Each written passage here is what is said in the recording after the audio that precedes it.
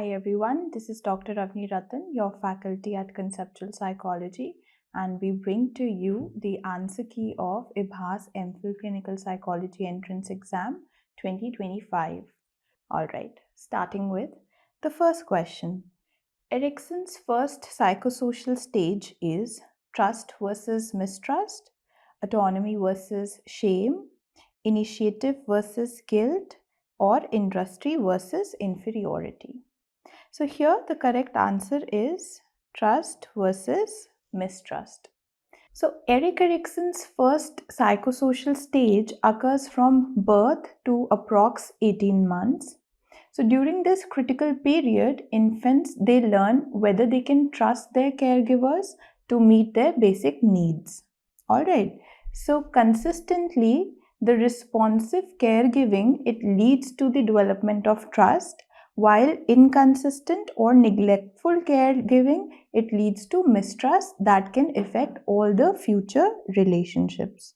So here the stage is from birth to approximately 18 months.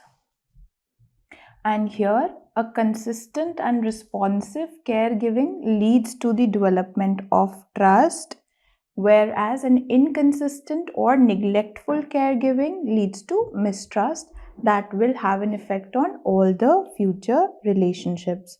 Hence, A is the correct answer. Alright, now autonomy versus shame. This occurs during toddlerhood. So here we are looking at the age of 1 to 3 years. Right, so this is when children develop the physical independence. Initiative versus guilt. Why is this the incorrect answer? Because this occurs during the preschool years. So here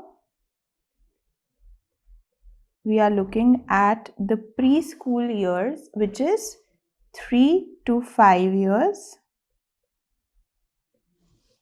This is when children develop emotional independence. Here we are looking at emotional independence. Now the last option is industry versus inferiority, which occurs during the school age, which is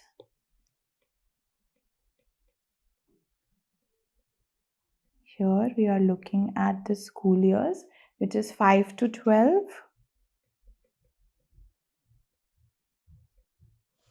And this is when a child would gain competence.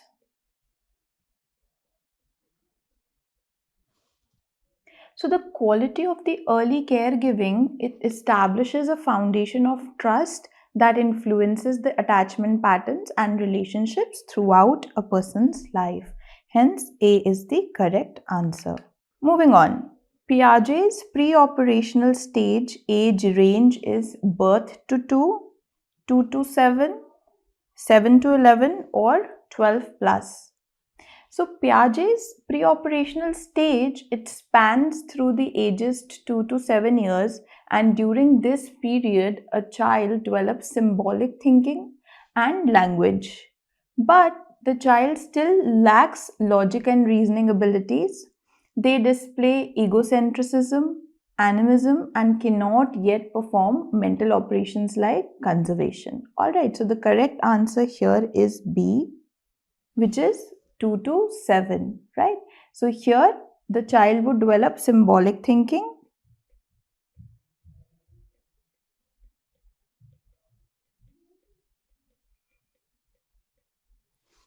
the child would also develop language skills, but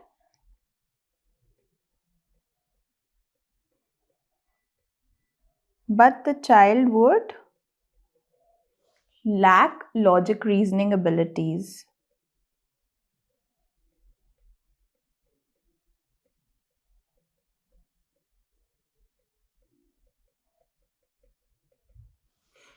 Now, Why A is the incorrect option? Because birth to 2 years of age, it corresponds to the sensory motor stage, which focuses on the sensory and the motor interaction. So this is the sensory motor stage. 7 to 11 corresponds to the concrete operational stage where logic thinking emerges, right? So here we are looking at the concrete operational stage. 12 plus corresponds to the formal operational stage which features the abstract reasoning. So this is the formal operational stage.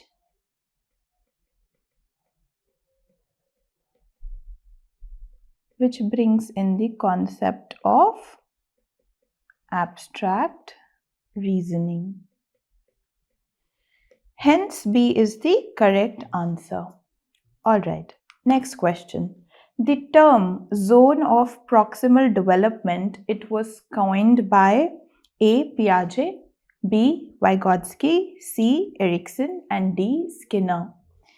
So here,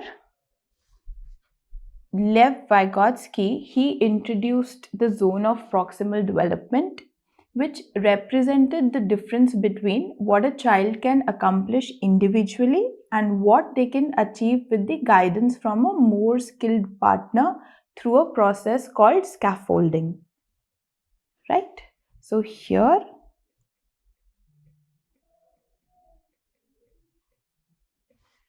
why Piaget is the incorrect option? Because he focused on the individual cognitive development through invariant stages. Erikson developed the psychosocial stages of development. And Skinner was a behaviorist focusing on operant conditioning.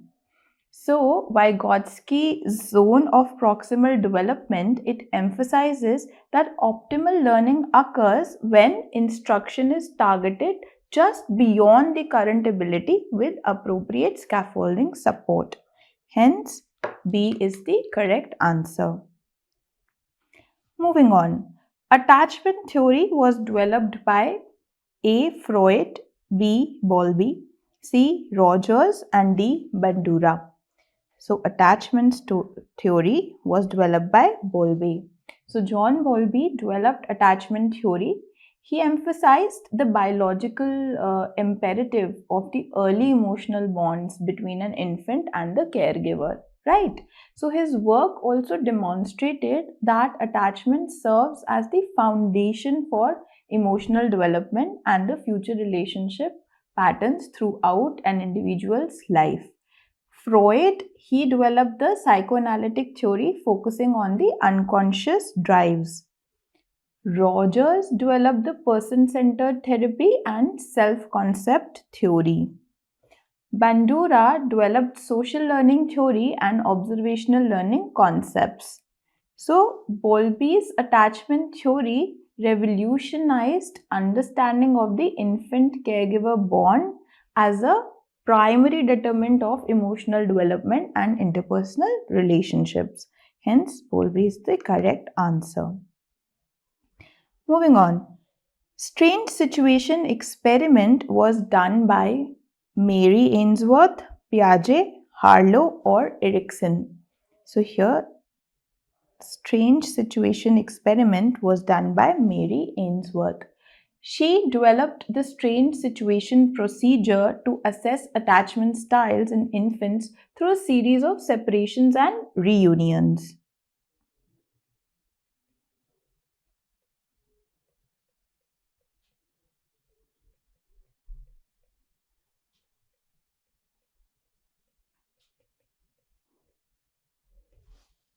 Okay, so this paradigm, it identified 4 attachment patterns: secure, avoidant, ambivalent, and disorganized or disoriented, right? So we are looking at the 4 attachment styles: the secure, avoidant, ambivalent, and disorganized or disoriented.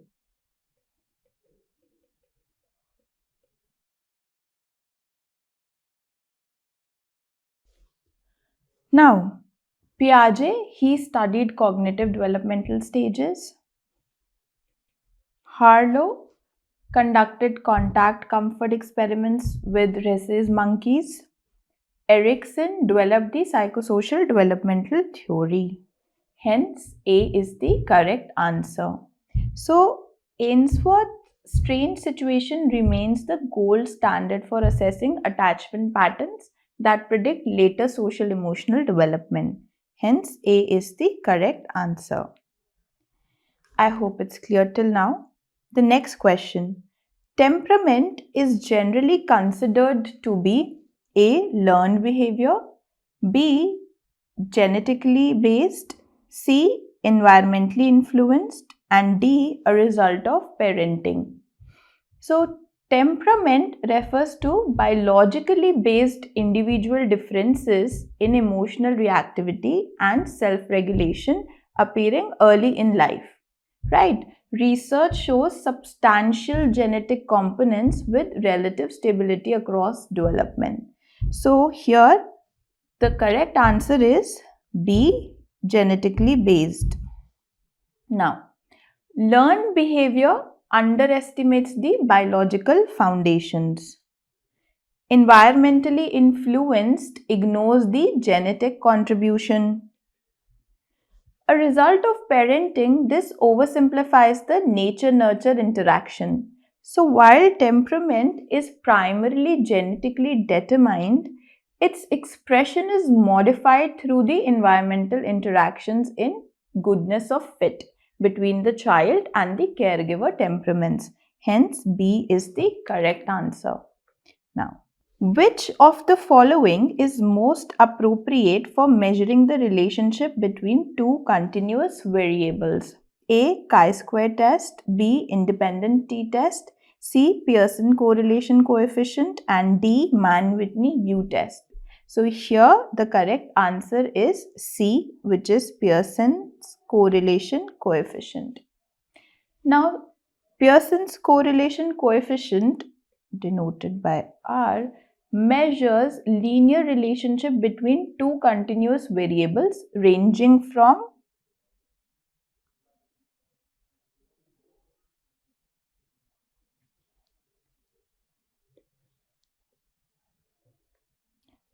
-1 to +1. So this indicates both strength and direction of association.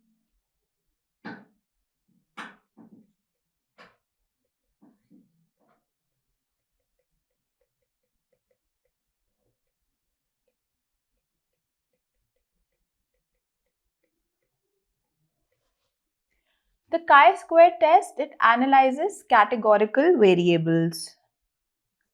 The independent t-test compares means between two groups. And the Mann-Whitney U-test, it's a non-parametric test for comparing independent groups. So here, the statistical test selection depends on the variable types, continuous versus categorical, right? And research questions which are being addressed. So the correct option is C. Moving on. Which of the below interventions is primary focus in positive psychology based intervention? A. Promoting hope, B. Behavior therapy, C. Psychoanalysis, and D. Dialectical behavior therapy. Now here the correct answer is positive psychology interventions focus on building strength and it fosters positive emotions like hope, it emphasizes well-being, it enhances it rather than just treating the pathology. So hope theory emphasizes agency and pathways thinking as the key psychological health components. So the correct answer here is A, which is promoting hope. Behavior therapy focuses on changing the maladaptive behaviors.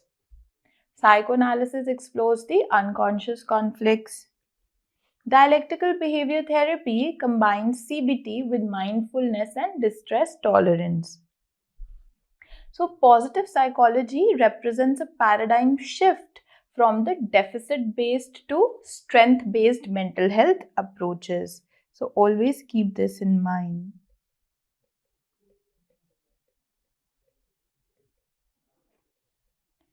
I hope we are clear till now. Let's move on to the next question.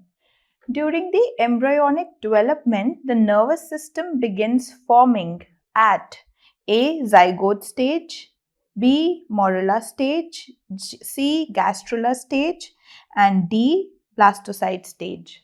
So here the nervous system begins developing during the gastrula stage when the three germ layers form, right?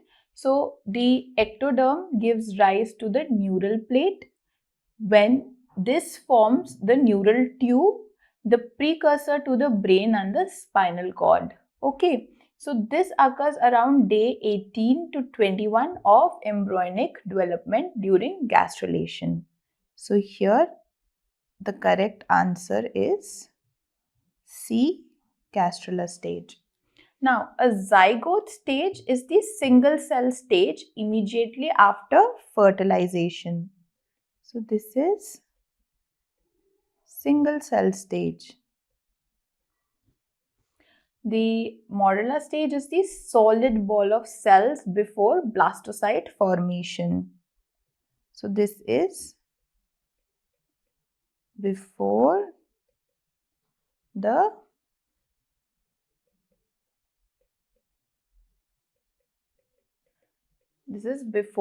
blastocyte formulation. Alright. Now, D, why is it incorrect? Because this precedes gastrulation, implantation occurs, but neural development hasn't begun yet. So, neural development begins during the gastrulation when the ectoderm forms the neural plate, making early folic acid supplementation critical for preventing the neural tube defects. So, C is the correct answer. Moving on. According to Marcia's identity theory, an adolescent who explores options and makes commitments demonstrates A. Identity foreclosure, B. Identity diffusion, C. Identity achievement, or D. Identity moratorium. Now, the correct answer here is that James Marcia's identity achievement status describes adolescents who have undergone exploration of various alternatives and made firm commitments to values, beliefs, and goals. So, the correct answer here is identity achievement. Now, identity foreclosure, it involves commitment without exploration. So, this is commitment without exploration. Identity diffusion lacks both exploration and the commitment, and identity moratorium involves active exploration without commitment. Active exploration without commitment. Now, identity achievement represents the most mature status associated with higher self-esteem and better psychological adjustment. Hence, C is the correct answer. So, the next question, match the theory or the thinker with the concept. So, here we need to look at the correct option. 1, 2, 3, 4, A, B, C, and D. So here the correct option is Fedler would be contingency theory of leadership, right? Fritz Heider is the implicit rules of attribution. Okay. Now Freud is the unconscious conflict and Bandura is the social learning theory. So Freud is this, Bandura is this, Fritz Heider is the implicit rules of attribution, and here Fedler is contingency theory of leadership. Okay, so each theorist made distinct contributions. Understanding their key concepts, it helps us integrate different psychological perspectives here. Okay, so the correct answer is A. Moving on. A hallmark of behavioral therapy is A. Cognitive restructuring, B. Dream analysis, C. Classical or operant conditioning techniques, and D. Free association. So here the behavioral therapy is fundamentally based on learning principles, particularly classical conditionings, associative learning, and operational conditioning, which is a consequence based learning.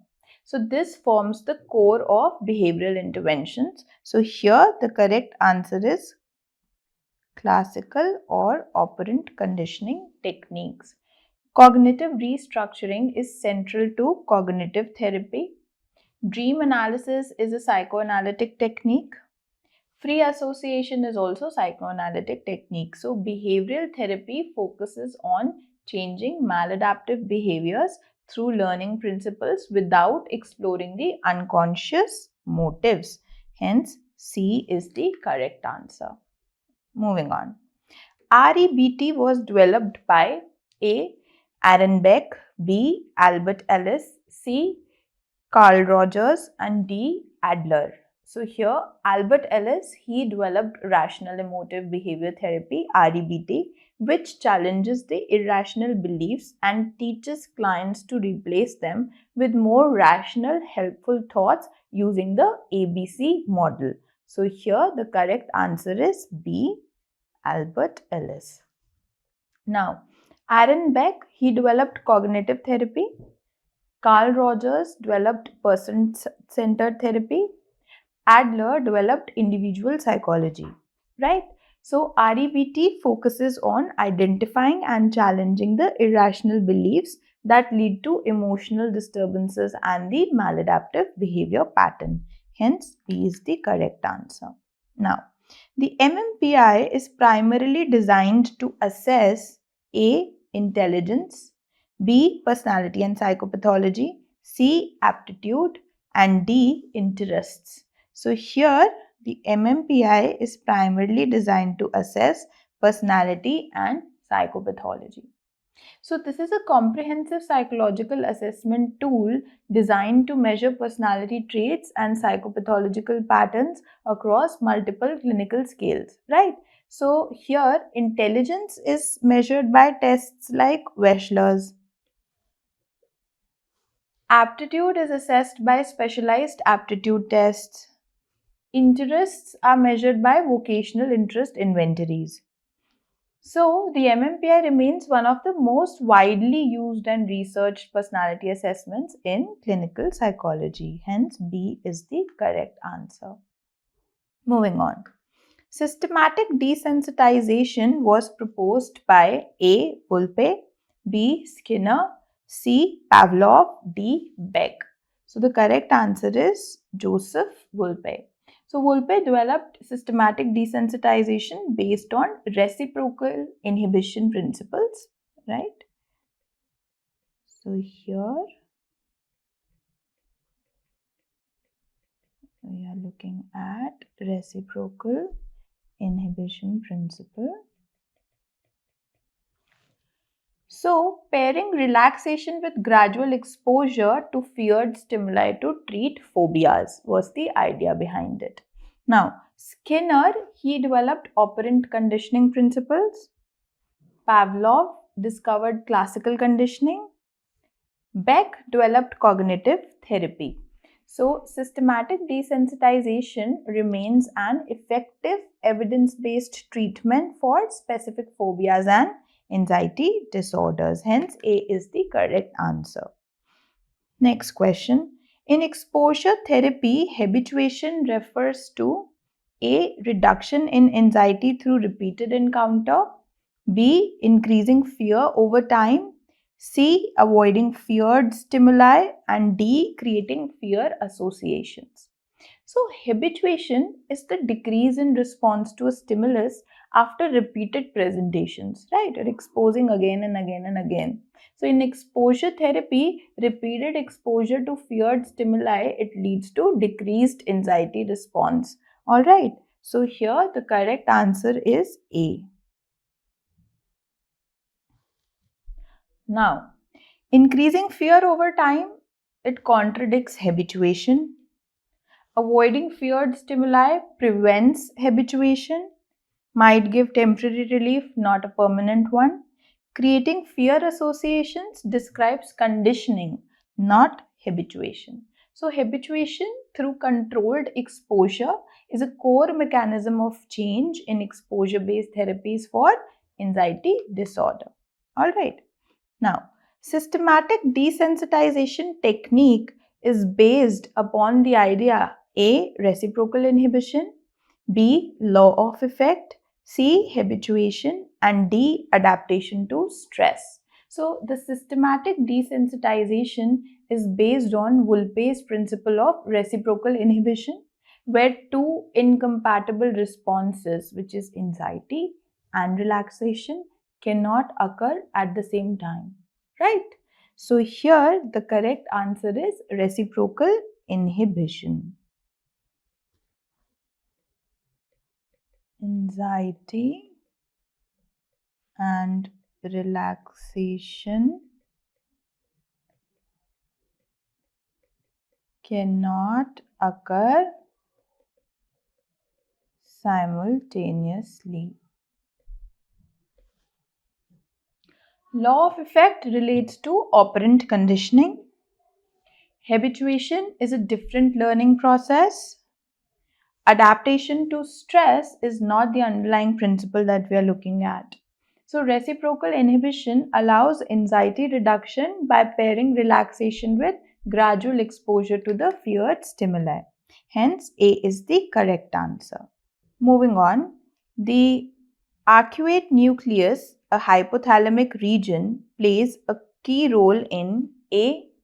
Fine motor coordination, B. Long-term memory consolidation, C. Appetite regulation and energy balance, and D. Circadian rhythm control.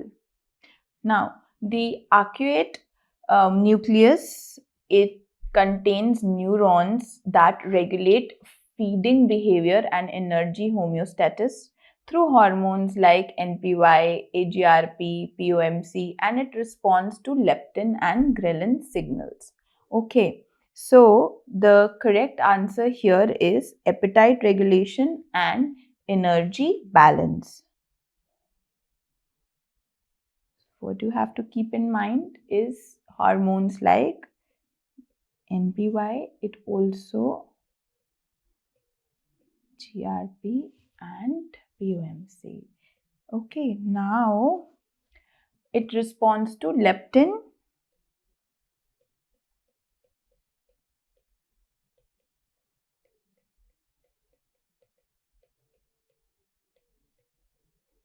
and the ghrelin signals. The fine motor coordination is the cerebellum function. Long-term memory consolidation is the hippocampus function. The circadian rhythm control is the suprachiasmatic nucleus function. So all of the others are the incorrect options. So the arcuate nucleus is central to metabolic regulation and understanding obesity and eating disorders. So here it is important for the metabolic regulation.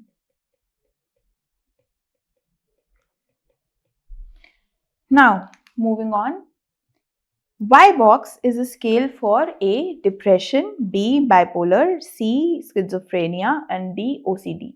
So, the Yale-Brown Obsessive Compulsive Scale, Y-BOCS, is the gold standard for assessing the obsessive compulsive symptoms, the severity, and the treatment response. Depression is usually assessed by HAM-D or BDI. Bipolar disorder is assessed by Young Mania Rating Scale. Schizophrenia is usually assessed by PANSS or BPRS. So Y-BOCS provides comprehensive assessment of both obsessions and compulsions severity independent of the symptom type. So OCD is the correct answer. Okay, the suprachiasmatic nucleus SCN is crucial for A. Memory consolidation, B. Circadian rhythm regulation, D. Pain perception, or C. Language processing. So the suprachiasmatic nucleus, the SCN, is in the hypothalamus. It serves as the body's master biological clock. It regulates the circadian rhythms, including the sleep-wake cycles, the hormone release, and body temperature. So the correct answer is B. Now, memory consolidation is hippocampus function. Language processing is Broca's and Wernicke's areas. Pain perception is various brain regions including the thalamus.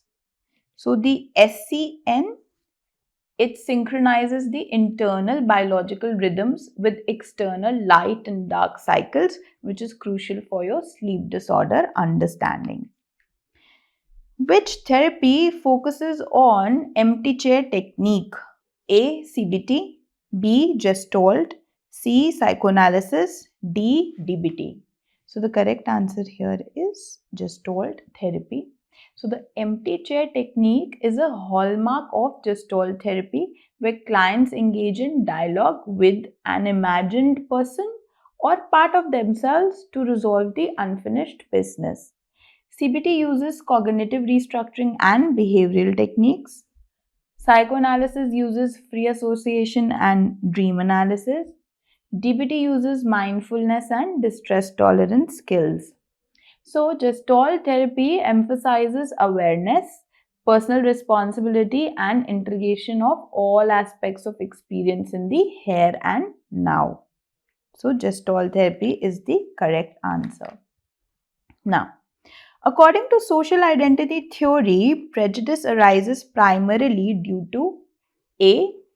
Competition for scarce resources, B. Cognitive dissonance, C. Categorization into in-groups and out-groups, and D. Social facilitation. So, the social identity theory posits that prejudice arises from the natural tendency to categorize people into in-groups and out-groups, us versus them. So, this leads to the in-group favoritism and the out-group discrimination. So, here the correct answer is C. Categorization into in-groups, us versus them. Now, the competition for scarce resources, it is realistic conflict theory. Cognitive dissonance, it relates to attitude change. Social facilitation relates to performance in groups, right? So, understanding the in-group or the out-group dynamics, it is essential for addressing prejudice and promoting the intergroup harmony. Hence, C is the correct answer. Now, third wave CBT includes all except acceptance and commitment therapy, dialectical behavior therapy, mindfulness-based cognitive therapy, or psychoanalysis. So the third wave CBT therapies, it includes acceptance and commitment therapy, dialectical behavior therapy, and mindfulness-based cognitive therapy. Psychoanalysis is a completely different theoretical approach. So hence D is the correct answer. ACT is third wave, DBT is third wave, MBCT is third wave. So third wave CBT, it integrates mindfulness and acceptance strategies with traditional cognitive behavioral techniques. Hence, D is the correct answer. All of these are the third wave therapies. Now, according to Wundt, a perceptive mass constitutes A. Compound of elemental processes bound by association, B. Sensation and pure perception, C. Pure perception and pre-existing ideas, and D. Sensation plus unconscious inference. So here Wundt's concept of apperceptive mass refers to the combination of immediate perceptual experience with pre-existing knowledge and ideas that shape the conscious experience. Okay, so the correct answer here is pure perception and the pre-existing ideas. Compound of elemental processes, it describes structuralism. Sensation and pure perception is incomplete description. Now, sensation plus unconscious inference is Helmholtz concept. Okay, so Wundt's apperception concept laid the groundwork for understanding how prior knowledge influences your perception. So, this is how prior knowledge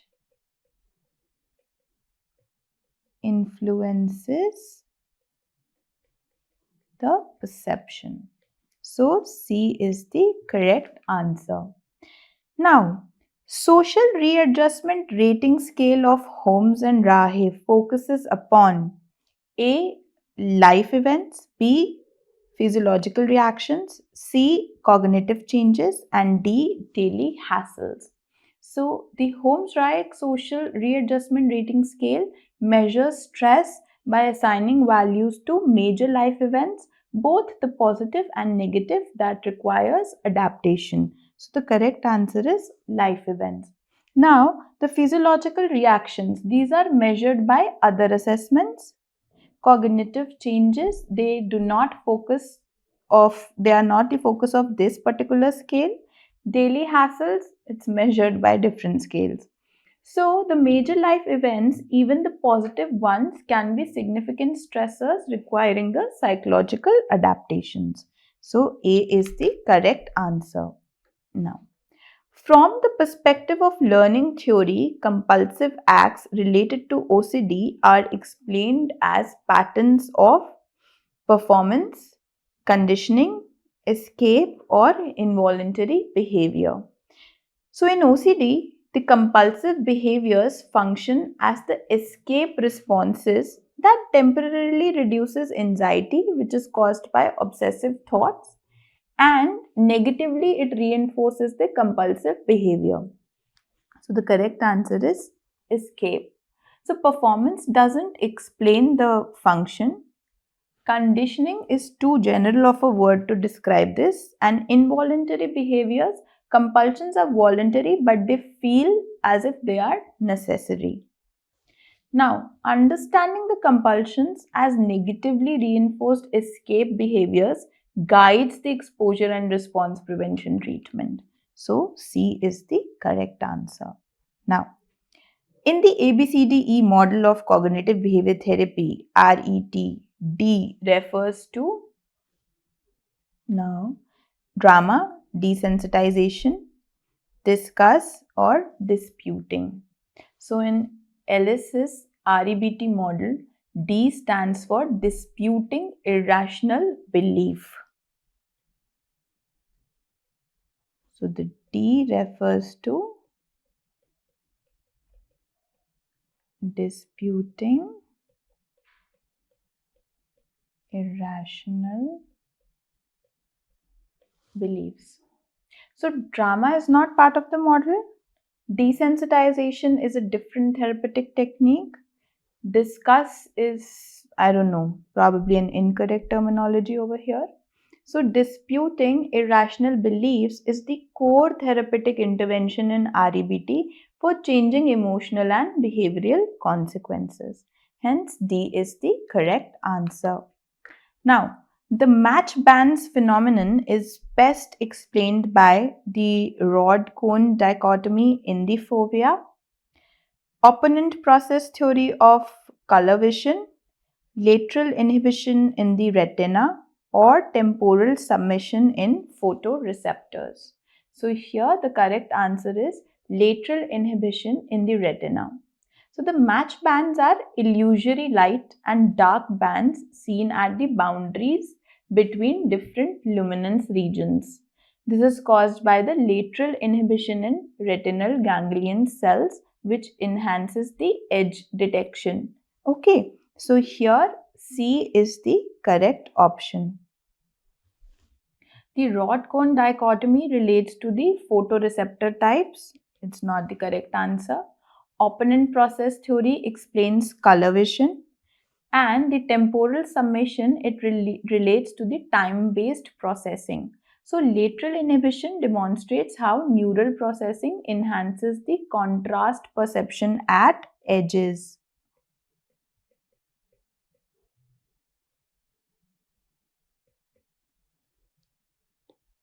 So here we are looking at that the neural processing enhances contrast perception at edges.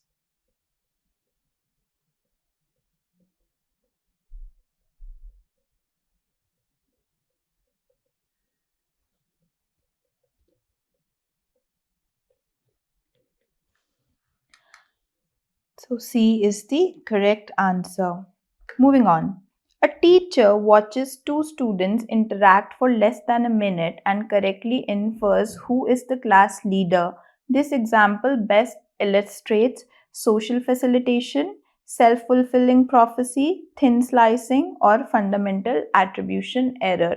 So here the correct answer is thin slicing.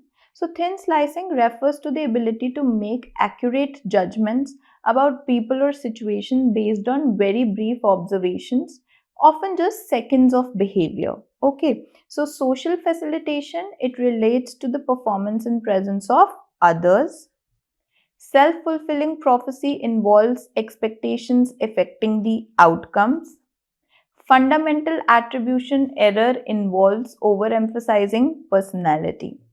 Now, thin slicing demonstrates remarkable human capacity for rapid, often accurate social perception. Hence, thin slicing is the correct answer.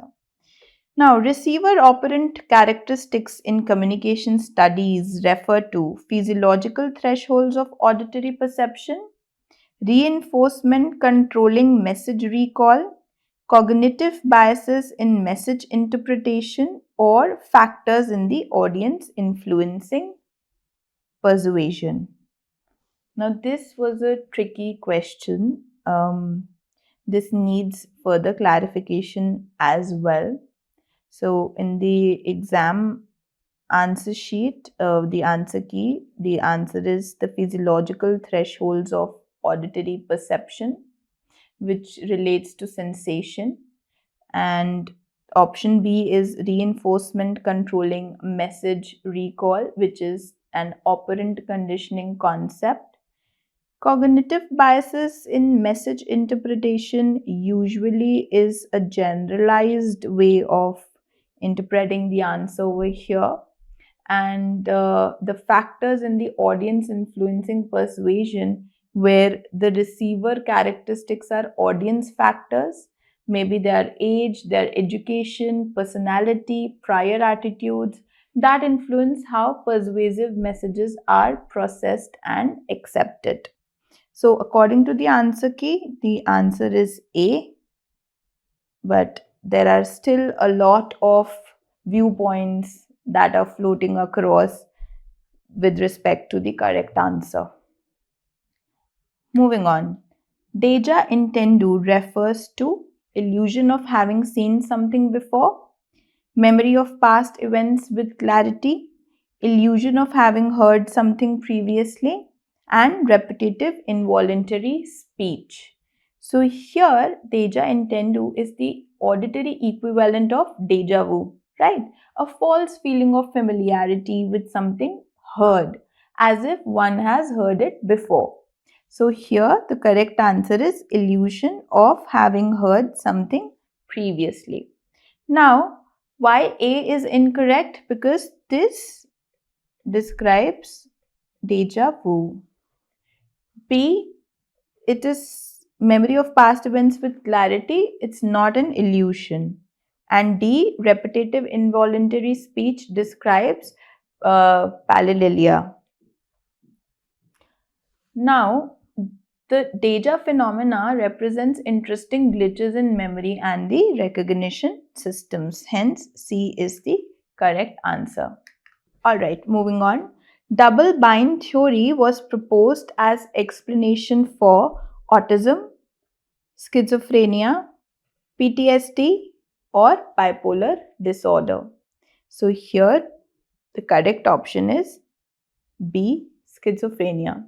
So Gregory Bateson's double bind theory proposed that contradictory messages from parents could contribute to schizophrenia development, though this theory is now largely discredited. So autism is not related to double bind. PTSD is trauma-based etiology. Bipolar disorder follows a different theoretical framework. Okay, so while historically important, the double bind theory, it exemplifies how psychological theories of schizophrenia have evolved with biological understanding. Hence, B is the correct answer. Moving on, the term functional blindness refers to progressive loss due to optic nerve atrophy. B. Color vision deficiency. C. Blindness explained by psychological factors without organic damage. Or D. Vision loss due to cortical lesion. So here the functional or the conversion blindness.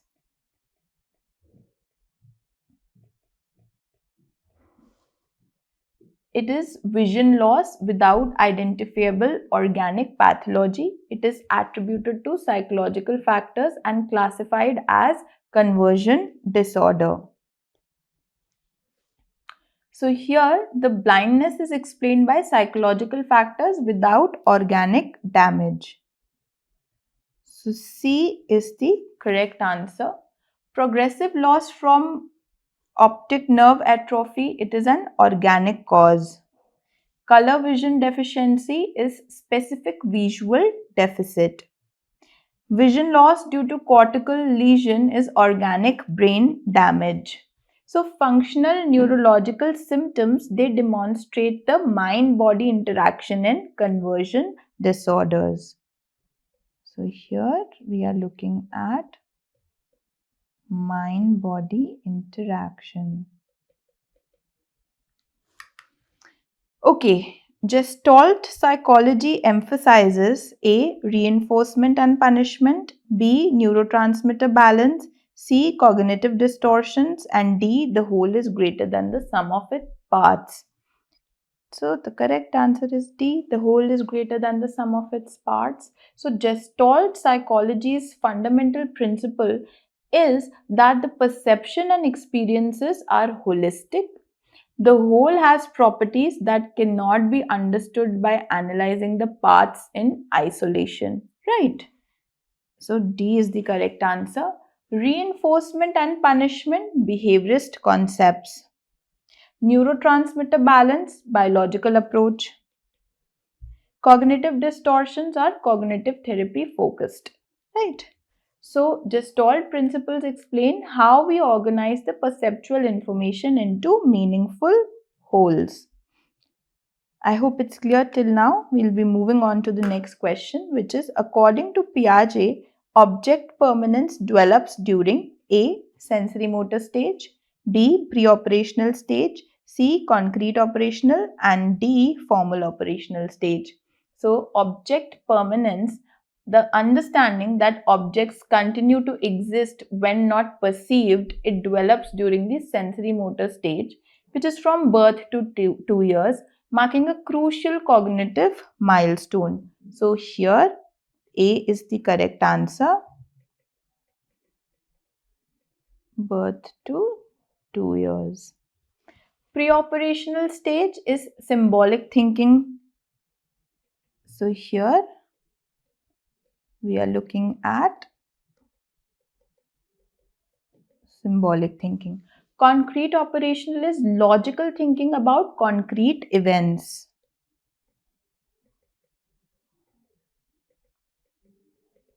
Formal operational stage is abstract thinking.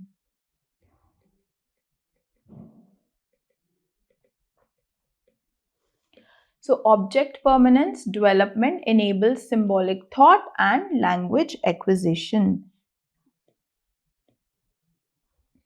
Alright, so A is the correct option. Moving on. In signal detection theory, the ability to distinguish a stimulus from the background noise is A. Sensitivity, B. Criterion, C. ROC curve, and D. JND.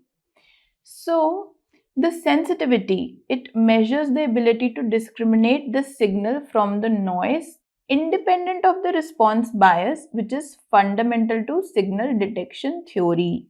So, A is the correct answer. Criterion, which is the response bias measure. So, this is the response bias measure. ROC curve, it plots the hit versus the false alarm rates. So here, plots the hit versus false alarm rates. JND is just noticeable difference. It's a different concept. Okay, so signal detection theory separates sensitivity from decision-making biases in perception. So here we are separating the sensory sensitivity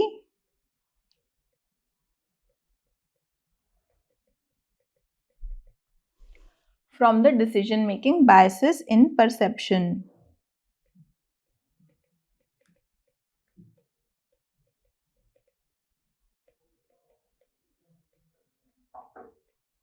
So here we are separating the sensory sensitivity from decision-making biases in perception. So A is the correct answer. Alright, moving on. The levels of processing model was proposed by A. Atkinson and Schifrin, B. Craik and Lockhart, C. Badley and Hitch, or D. Tulving. So here, Craik and Lockhart, they propose that memory depends on the depth of processing. The deeper semantic processing produces better retention than the shallow perceptual processing. Okay, Atkinson and Schifrin, they gave the multi-store model. Bradley and Hitch gave the working memory model. Tulving, episodic or semantic memory distinction. So the depth of processing predicts memory retention better than simple rehearsal duration. Next, latent learning was demonstrated by A. Tolman, B. Bandura, C. Skinner, and D. Kohler. So Edward Tolman demonstrated latent learning through rat maze experiments, showing learning occurs without reinforcement and isn't always immediately observable in behavior. So the correct answer is Tolman. Now Bandura gave the social learning theory, Skinner gave the operant conditioning, Kohler insight learning. So latent learning challenged pure behaviorism by demonstrating the cognitive maps and learning without reinforcement. Hence, A is the correct answer. Now, which system includes the brain and spinal cord? Peripheral nervous system, autonomic nervous system, somatic nervous system, or central nervous system? So here, the central nervous system, the CNS, compromises the brain and the spinal cord. It serves as the main processing center for the entire nervous system. The peripheral nervous system includes the nerves outside brain and the spinal cord. Autonomic nervous system regulates the involuntary functions. Somatic nervous system controls voluntary movements. So the correct answer is central nervous system. The CNS distinction is fundamental to understanding the neurological organization and the pathology localization. Right? Now, the next question is, a researcher finds a correlation of R is equal to minus 0.85 between stress and sleep quality. This indicates A, a weak negative relationship, B, a strong positive relationship, C, a strong negative relationship, or D, no relationship. So the correct answer here is C, which is a strong negative relationship. So a correlation of minus 0.85 indicates a strong negative relationship. As the stress increases, the sleep quality decreases substantially. So the values closer to -1 to +1, they indicate a stronger relationship, right? So a weak negative relationship would be around -0.3. A strong positive relationship would be probably a positive value closer. No relationship would be near 0. So correlation coefficients, they indicate both strength, that is the absolute value, and direction, which is the sign of relationships between the variables. So a correlation coefficient indicate both strength, which is the absolute value,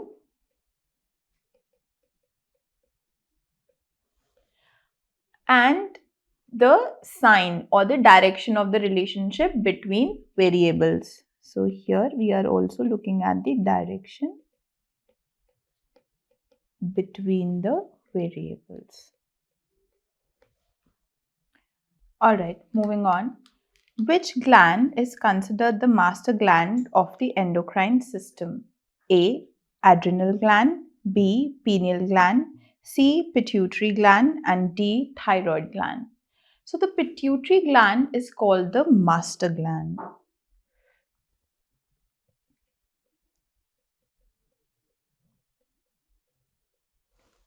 Now, this is also known as the master gland because it secretes hormones that control other endocrine glands throughout the body, and it is regulated by the hypothalamus. The adrenal gland produces the stress hormones. The pineal gland secretes melatonin. Thyroid gland regulates metabolism. So the correct answer is C, which is the master gland. So the hypothalamic pituitary axis, that is central to the endocrine regulation and stress response systems. You can also memorize by HBA. Now, which of the following describes introversion? Enjoying large social gatherings, being talkative and outgoing, gaining energy from solitude, and D, being aggressive and dominant. So the introverts, they typically gain energy from solitary activities and quiet environments, preferring depth over breadth in social interactions, which is described by Jung and Eysenck. So here the correct answer is gaining energy from solitude. Now, enjoying large social gatherings is extroversion trait. Being talkative and outgoing is again an extroversion trait.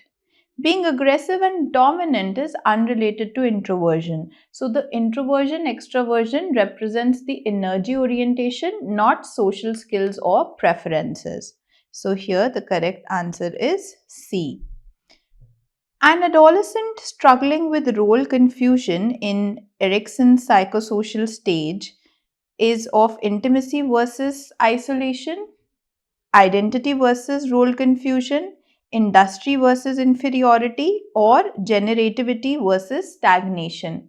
So here the correct answer is identity versus role confusion. So Erikson's fifth stage, which is adolescence, involves identity versus role confusion, where teenagers explore different roles and ideas to develop a sense of self and personal identity. Why A is incorrect, intimacy versus isolation? Because this occurs in young adulthood.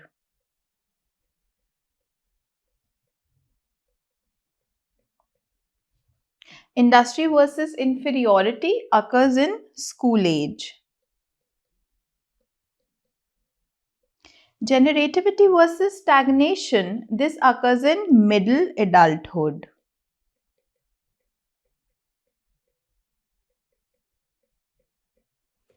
So here, successively, resolving identity crisis in adolescence provides a strong sense of self for adult relationships and roles. Which of the following represents L data in personality assessment? Performance on projective tests, self-report, life record data such as school performance and criminal records, or responses on Q-sort tasks. So here the correct answer is C, life record data such as school performance and criminal records. So L data is also known as life data. So this consists of objective life records including school grades, employment history, criminal records and other documents which are indicative of behavioral outcomes. Hence, the correct answer is C. Now, A is performance on projective tests, which is T data, test data. Self-report questionnaires is S data, self-report data. Response on Q-sort tasks is specific assessment method. So, Cattell's data type, L data, Q data, T data, they provide multiple perspectives for comprehensive personality assessment. Hence, C is the correct answer. Now, moving on, in a regression formula, y is equal to a plus bx, the slope is represented by a, y, b or x.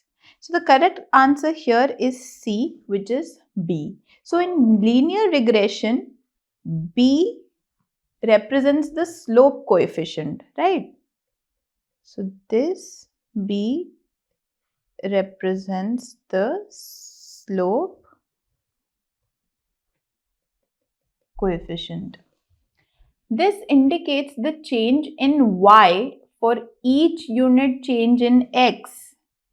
So, this is indicating a change in y for each unit change in x. So, A is the y-intercept. So, here A becomes the y-intercept. So, A is the y-intercept, that is a constant. B, y is the dependent variable. X is the independent variable. So, the correct answer here is C. Okay, so understanding regression components is essential for interpreting the research findings and predictive relationships. Okay, now moving on. Which of the following is an example of interval scale measurement? Eye color, gender, temperature in Celsius or socioeconomic status categories. So here the correct answer is temperature in Celsius. Why? Because it is an interval scale, equal intervals between values but no true 0 point, right? So 0 degrees Celsius doesn't mean an absence of temperature. Eye color is a nominal scale, it is categories. Gender is again a nominal scale. Socioeconomic status categories is an ordinal scale. So, understanding measurement scales, the normal, ordinal, interval and ratio that determines appropriate statistical analysis. Okay. The next question. The neocortex is primarily associated with basic reflexes, olfactory processing, autonomic regulation, higher cognitive functions. So here the correct answer is higher cognitive functions. So the neocortex, newest evolutionary brain structure, is responsible for higher cognitive functions. It includes reasoning, language, conscious thought and sensory perception. So basic reflexes is looked after the brainstem. Olfactory processing is primarily the paleocortex. The autonomic regulation is brainstem and hypothalamus. So the correct answer here is that the neocortex's 6-layered structure enables complex cognitive abilities, distinguishing humans from other species. Moving on. The parallel distributed processing model of memory, it emphasizes A. Serial information processing, B. Associated networks and simultaneous activation of nodes, C. Central executive functioning only, and D. Sensory register as the primary memory system. So the PDP model, the parallel distributed processing model, it proposes that memory involves simultaneous activation across interconnected neural networks with information distributed across multiple nodes rather than stored in a single location. So why A is incorrect? Because serial processing contradicts parallel processing. Then central executive only, it is a component of working memory. Sensory register as primary is the information processing model. So the PDP models, they revolutionize the understanding of memory as emergent from network interactions rather than discrete storage locations. Now, which phenomenon explains decreased effort in groups? A. Groupthink, B. Social loafing, C. Bystander effect, D. De-individuation. So here, social loafing describes the tendency for individuals to exert less effort when working in groups compared to working alone due to diffusion of responsibility. Okay, so the correct option is B. Groupthink is conformity in decision making. Bystander effect is the reduced helping in emergencies. De-individuation is the loss of self-awareness in groups. So, understanding social loafing helps design group tasks that maintain individual accountability and effort. Now, which lobe of the brain is responsible for vision? Frontal, temporal, occipital, or parietal? So, the correct answer here is occipital. The occipital lobe is located at the back of the brain, contains the primary visual cortex and associated visual processing areas. The frontal lobe is the executive functions and the motor controls. Temporal is the auditory processing and memory, and parietal is the somatosensory processing and spatial awareness. So each cerebral lobe has specialized functions, with the occipital lobe dedicated to visual processing. Hence, C is the correct answer. Now, Broca's area is involved in A. Speech production, B. Speech comprehension, C. Memory consolidation, and D. Motor coordination. So, Broca's area in the left frontal lobe controls speech production and articulation. The damage causes Broca's aphasia. Understanding intact, but speech production is impaired, right? So, here you can understand, but production of your speech is impaired. So speech comprehension is Wernicke's area. Memory consolidation is hippocampus function. Motor coordination is cerebellum and motor cortex. So here the correct answer is speech production. So Broca's and Wernicke's areas, they demonstrate hemispheric specialization for language functions. Moving on. The corpus callosum connects A. brainstem and cerebellum, B. left and right hemispheres, C. frontal and temporal lobes, and D. thalamus and cortex. So here the correct answer is left and right hemispheres.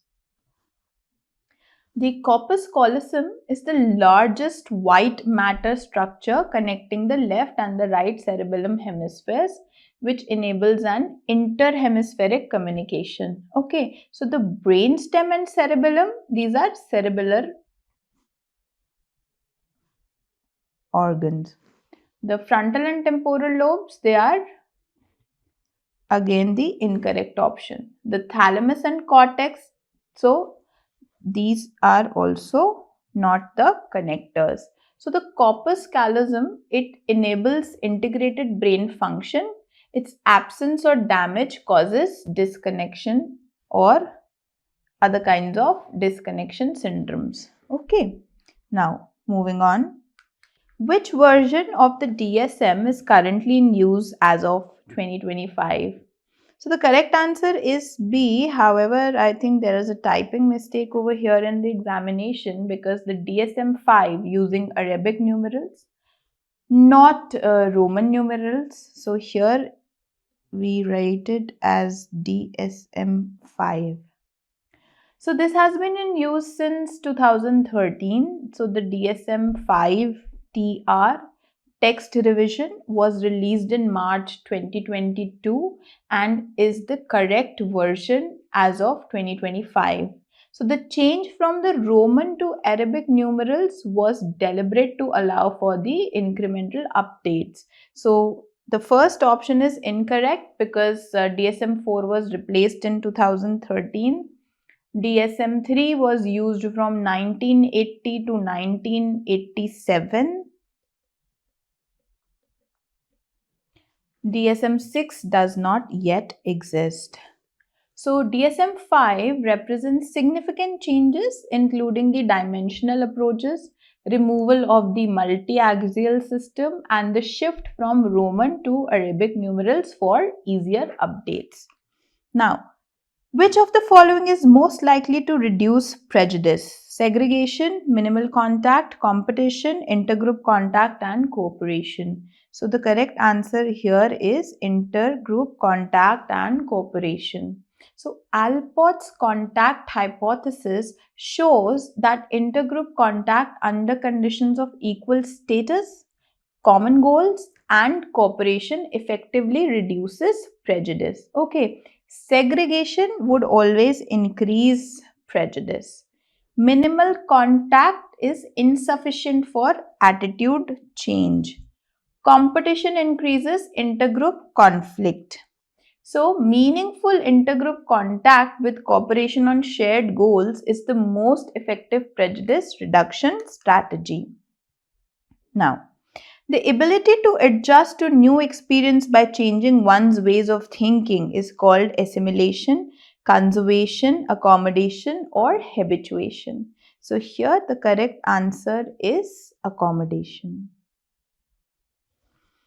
So in Piaget's theory, accommodation is modifying the existing cognitive schemas to incorporate new information that doesn't fit the existing schemas. Alright. So here we are adjusting to new experiencing. Now assimilation is fitting new information into existing schemas. So that is incorrect. Conservation is understanding that quantity remains same despite the appearance changes. Habituation is decreased response to repeated stimuli. So accommodation and assimilation work together to promote the cognitive development through interaction with the environment. I hope it's clear. Moving on. Which therapy focuses on changing maladaptive thought patterns?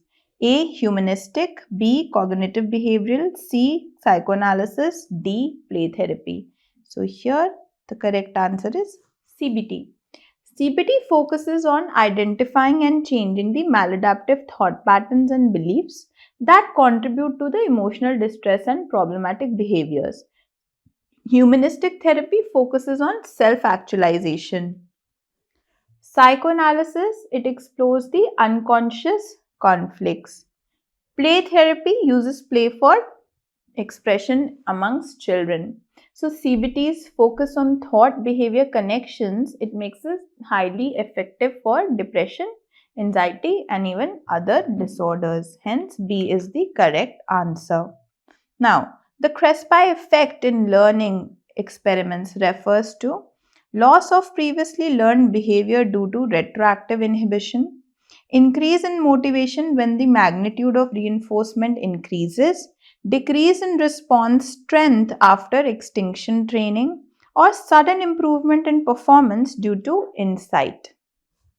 So here, the Crespi effect demonstrates that sudden increases in reward magnitude produce performance exceeding that of animals consistently receiving the larger award. The loss of learned behavior, it describes extinction. The decrease in response strength is opposite to the Crespi effect. Now, the sudden improvement due to insight describes insight learning. So,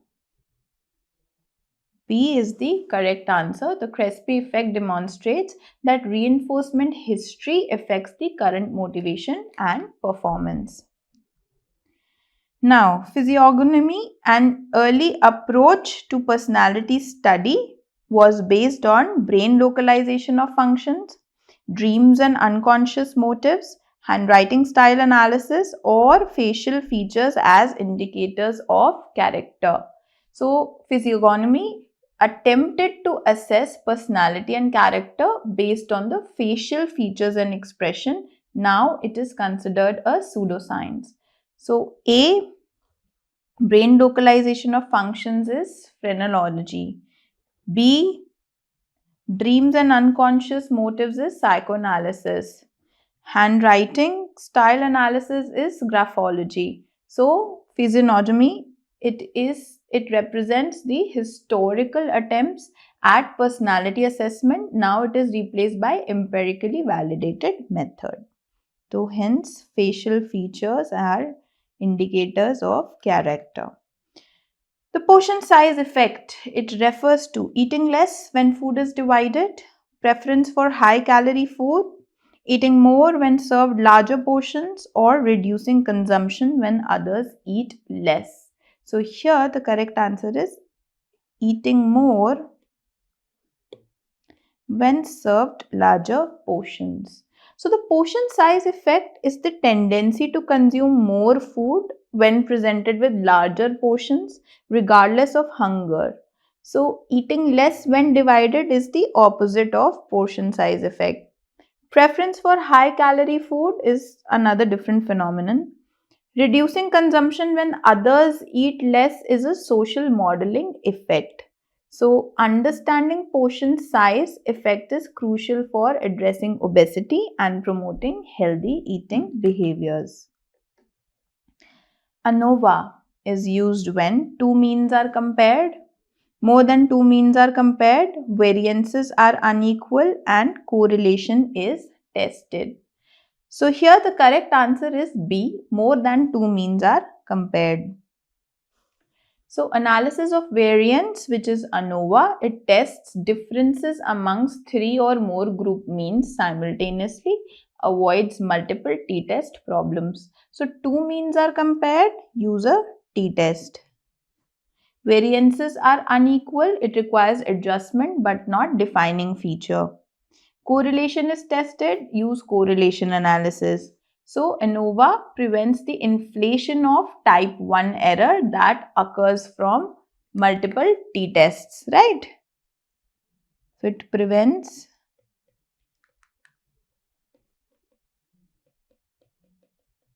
type 1 error. Now, the R in correlation measures mean, association, variance, or ratio. So the correlation coefficient or the R, it measures the strength and the direction of association, right? We have covered this in the previous question also. Strength and direction of the association, or a linear relationship between two variables. It quantifies how closely two variables are related, ranging from -1, which is perfect negative association, to +1, which is a perfect positive association, with 0 indicating no linear association. Okay, so here the correct answer is B, which is association. Now, mean is the measure of central tendency. Variance is R square, represents proportions of variance explained, but R itself measures association. Okay. D is ratio, which is a different statistical concept. So the correlation coefficient, which is the R, it directly measures the association strength and direction. When it is squared, it indicates the proportion of shared variance. Hence, B is the correct answer. Now, Cronbach's alpha, it assesses A, validity, B, reliability, C, variance, and D, regression. So, Cronbach's alpha, it measures internal consistency reliability, how well a test item measures the same construct ranging from 0 to 1. So, the correct answer is B.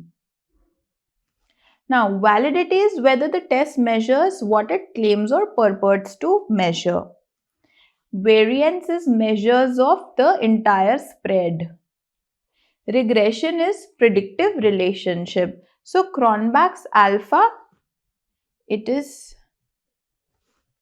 either greater or equal to 0.70. It generally indicates acceptable internal consistency for research purposes.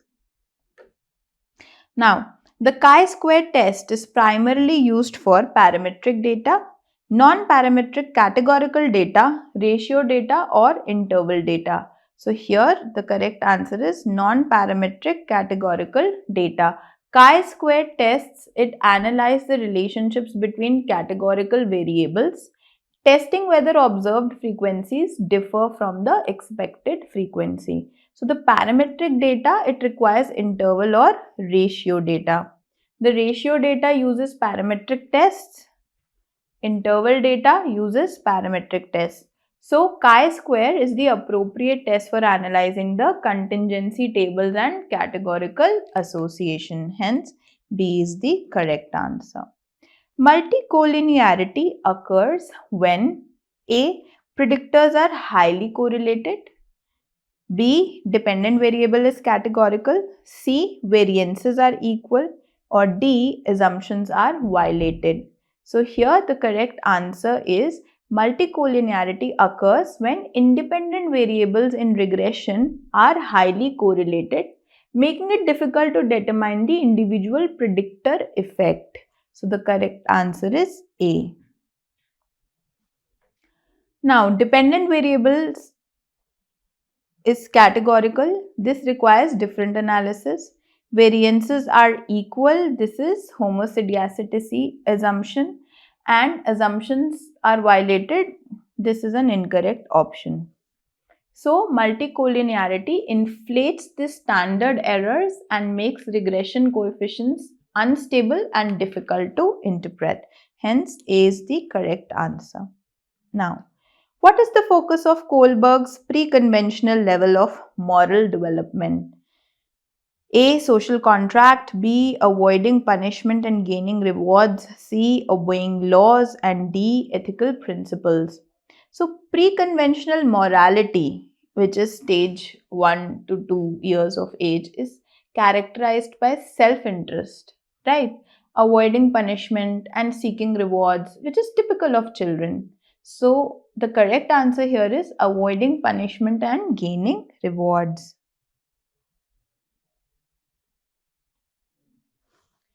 So, the first option, which says a social contract, is post-conventional level. This is not a pre-conventional level. Obeying laws is the conventional level, and ethical principles is the post-conventional level. So, moral reasoning progresses from self-interest through conformity to principled conscience across the development. Now, which term refers to the biological unfolding of genetic potential? Maturation, socialization, accommodation, or conditioning?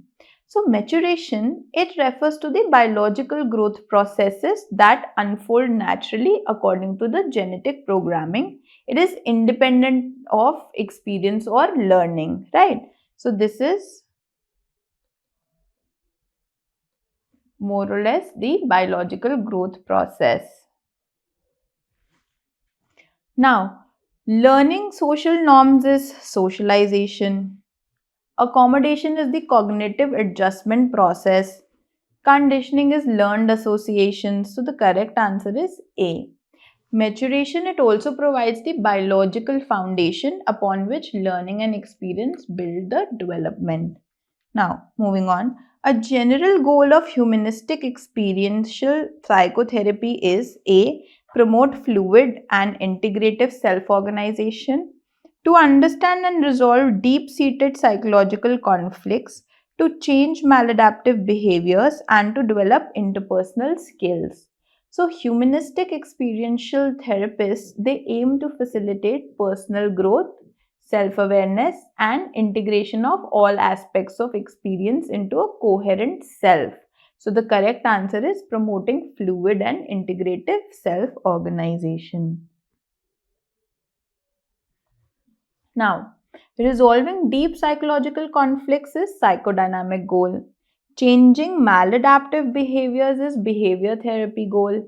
Developing interpersonal skills is not the correct answer. Now, humanistic approach, it emphasizes growth, self-actualization and holistic integration rather than symptom reduction. So, A is the correct answer. What does groupthink often lead to? Critical thinking, better decision making, poor decision making, increased creativity. So, groupthink is characterized by conformity, pressure, and suppression of dissent. It leads to poor decision making by eliminating the critical evaluation of alternatives. Now, critical thinking is groupthink suppresses this, right? Better decision making is the opposite effect. Increased creativity is groupthink reduces the creativity. So, preventing groupthink requires encouraging dissent, devil's advocacy, and systematic evaluation of your alternatives. Now, the limbic system is primarily involved in A. Motor control, B. Sensory processing, C. Emotion and memory, and D. Hormone regulation. The limbic system, it includes the amygdala, hippocampus, and associated structures. It regulates emotion, motivation, memory formation, and learning. Fine. So the correct answer is emotion and memory. Motor control is usually seen by basal ganglia and motor context. Sensory processing is the sensory cortices. Hormone regulation is primarily hypothalamus or pituitary. So the limbic system integrates emotional significance with memory formation, explaining the emotion or the memory connections. Hence, C is the correct answer.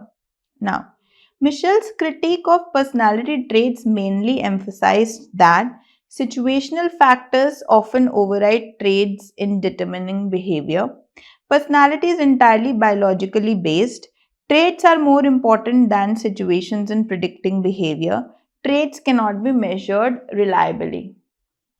So here, Walter Mischel's person-situation debate argued that situations are often stronger predictators of behavior than personality traits, which challenges the trait theory. So the correct answer is situational factors override traits in determining behavior. When you say that personality is entirely biologically based, it is the opposite of Michel's view. Traits are more important, that is opposite of his critique. It cannot be measured reliably is not the main point over here. So, the person-situation interaction shows behavior results from both stable traits and situational demands. Moving on. The term fictional finalism in Adlerian theory refers to the influence of parental expectations, an imagined goal that guides behavior, a repressed unconscious conflict, and a biologically determined trait. So, here, an imagined goal that guides behavior is the correct answer. So, Adler's fictional finalism describes imagined future goals that organize and direct current behavior regardless of their achievability. So first, the influence of parental expectations, it's not the same concept. A repressed unconscious conflict is a psychoanalytic concept. Biological trait is not Adlerian concept. So, the fictional finalism explains how imagined futures shape the present behavior and your life choices. Hence, B is the correct option. Now, the Jonah complex refers to A. Fear of aging, B. Fear of realizing one's potential, C. Fear of social judgment, D. Fear of early childhood trauma. So here the correct answer is B, which is fear of realizing one's full potential. So Maslow's Jonah complex describes fear of one's own greatness and potential, which leads to self-sabotage and it avoids the growth opportunities. Now, fear of aging is the incorrect option. The fear of social judgment is social anxiety. Fear of early childhood trauma is not Jonah complex. So, the Jonah complex explains why people may unconsciously avoid success and self actualization. Hence, B is the correct answer. And here we are done with the answer key. I wish you happy learning. Thank you. Which of the following best defines prognosis? So this is a straightforward question. The term prognosis is about what is likely to be the course of the illness and what is the likely outcome. So B, right? When we say prognosis of schizophrenia is worse than that of depression, what does it mean? That the outcome of patients with schizophrenia is not as good as the outcome of patients with depression. Less number of patients with schizophrenia are likely to fully recover, more are likely to have functional disabilities, right? So all of that is basically included under this single term prognosis, and it is about the likely outcome or course of the disorder. Alright, a child exhibits no eye contact, delayed language and repetitive movements. These are characteristic of, so answer is autism spectrum disorder. If you look at the clinical criteria of autism spectrum disorder in DSM-5 or ICD-11 in the latest editions, you will see that they are talking about two primary criteria. One is the disturbance of social communication and interaction. Disturbances of social communication and interaction, right? So for example, the child does not have a social smile or has a delayed social smile. The child does not greet the parents when they come home. The child gets very upset when the routine is changed. So all of that comes under disturbance of social communication and interaction. And then you have restricted repetitive patterns of behavior and movements. So same kind of behavior, playing with the toys in the same way for days and days, weeks and weeks, making the same kind of movements. So very limited interest. So these two are the main criteria. So as we can see, no eye contact, it comes under disturbance of social communication. Now delayed language. Language disturbances used to be the third criteria in DSM-4 and ICD-10 when we had autism separately. In DSM-5 and ICD-11, we made a diagnosis of autism spectrum disorder and removed the language disturbance as a criteria. Language disturbances are still very common, like pronoun reversal or delayed language milestone, but it is not a criteria anymore. So this is your autism spectrum disorder. In ADHD, attention deficit hyperactivity disorder, we know that the three symptom groups include inattention, hyperactivity, and impulsivity. These are the three main symptoms. In conduct disorder, we know that it basically involves symptoms where there is disregard for the rights of others and violation of the societal norms like bullying, cruelty towards animals, stealing, running away from school, all those things. And in specific learning disorder, we have a specific disturbance in one of the scholastic scale. Like the IQ is normal, reading is normal, arithmetic is normal, but writing is specifically disturbed. So that is what comes under specific learning disorder.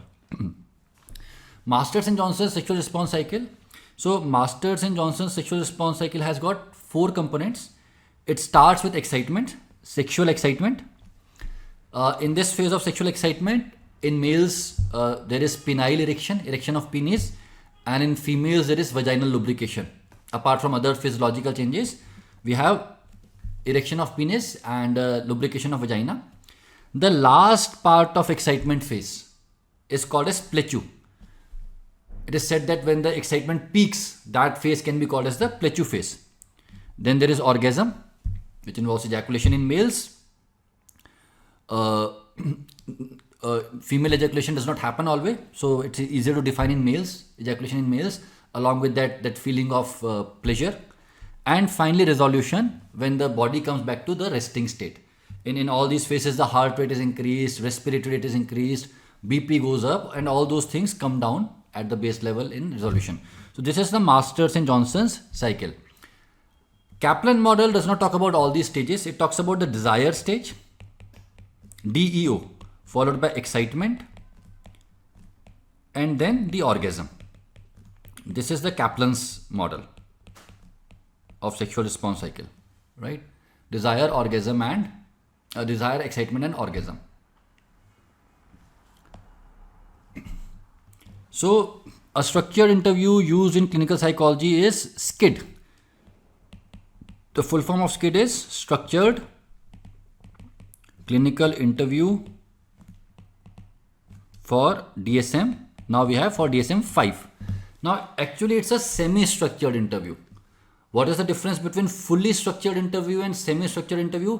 In fully structured interview, the questions that you ask are defined very precisely, that you have to say this only.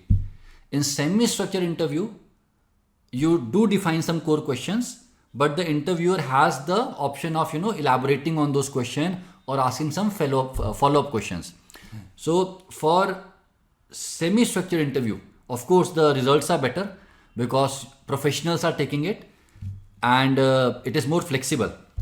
But if you have a layman who is taking the interviews, then you have to go for a completely structured interview. Anyways, so SCID is a semi-structured interview that is used mostly in the epidemiological studies. So if you want to see how many people in the community have depression, anxiety disorder, this is one of the tools that is used. And because it is semi-structured, we need people who are trained to take these interviews. MMSC is a screening tool for cognitive disorders like dementia, delirium. YS is an intelligence test. You are aware of it. It's not really a structured interview. It's an intelligence test. And TAT, thematic apperception test, is also a projective test. So Wechsler's adult intelligence scale and thematic apperception test. What are the negative symptoms of schizophrenia? First of all, why do we call them negative symptoms? Because there is loss of some kind of functioning of the brain. The brain loses a function, so we are calling it negative symptom. Let us remember it with 6 A's. The first negative symptom is avolition. What is the meaning of avolition? Lack of drive for meaningful activity.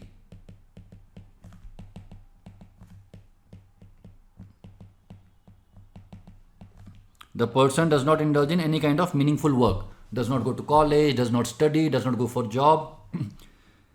It is associated with apathy, lack of concern. Say you are a student, because of avolition, you stop studying. You fail in the exam and you don't even care about it because you also have apathy. Then we have affective flattening, lack of emotional responsiveness. Lack of emotional response. Affect means emotions. Lack of emotional response.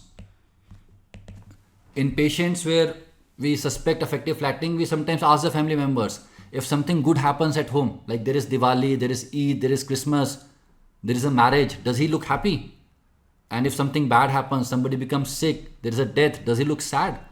They say, no doctor, he does not look happy, he does not look sad, no matter what is happening in the home, he looks the same, no emotional response. So that is affective flattening. Now if you are not having any emotional response, if you are not having any kind of emotional responsiveness, there is also asociality. You don't want to socialize. You don't want to socialize, lack of socialization.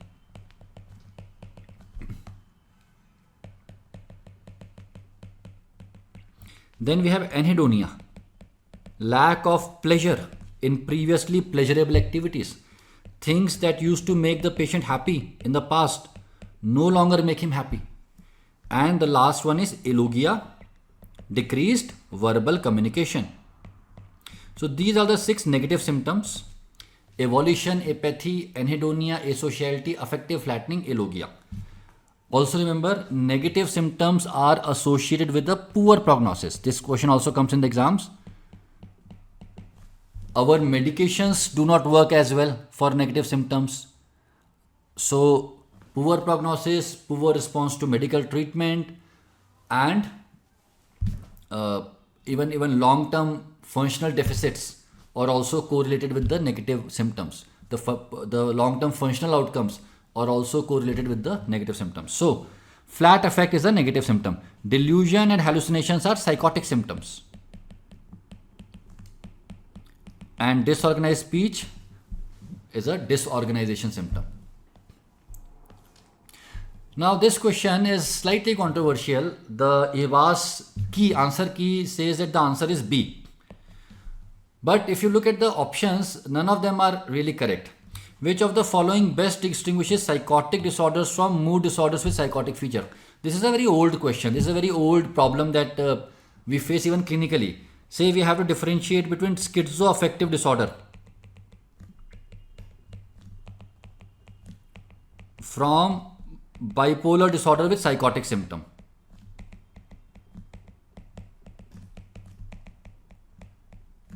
This is the main challenge. Why? Say we have to differentiate schizophrenia from mood disorder with psychotic symptoms. That is easy. Why? Because in schizophrenia we would not have prominent mood symptoms. The problem is when it comes to the differentiation between schizoaffective disorder and bipolar disorder with psychotic symptom. Why? Because here also we have psychotic symptoms and mood symptoms, and here also we have psychotic symptoms and mood symptoms. Now if you look at the classifications, ICD-11 and DSM-5, DSM-5 is more useful in differentiating these two. Why? DSM-5 clearly says that to call it schizoaffective disorder, first of all, there are both prominent psychotic symptoms and mood symptoms.